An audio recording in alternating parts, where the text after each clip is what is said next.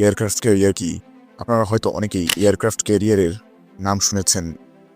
এটি আসলে সবচেয়ে দামি সামরিক যুদ্ধজাহাজ যা বিভিন্ন দেশের নৌবাহিনীতে যুক্ত রয়েছে। বাংলায় একে বিমানবাহী রণতরী বলা হয়।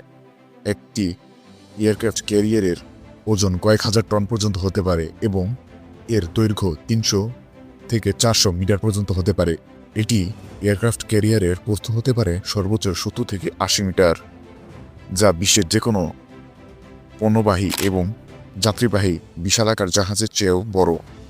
বিশ্বের সবচেয়ে বেশি এয়ারক্রাফট ক্যারিয়ার রয়েছে যুক্তরাষ্ট্রের কাছে। তাছাড়া চীন, ভারত, রাশিয়া এবং ব্রিটেনের কাছে এয়ারক্রাফট ক্যারিয়ার রয়েছে। এই এয়ারক্রাফট ক্যারিয়ারগুলোতে ড্রোন, যুদ্ধবিমান এবং হেলিকপ্টার মোতায়েন করা থাকে, যা একটি সুসজ্জিত নৌবহর দ্বারা সুরক্ষিত থাকে।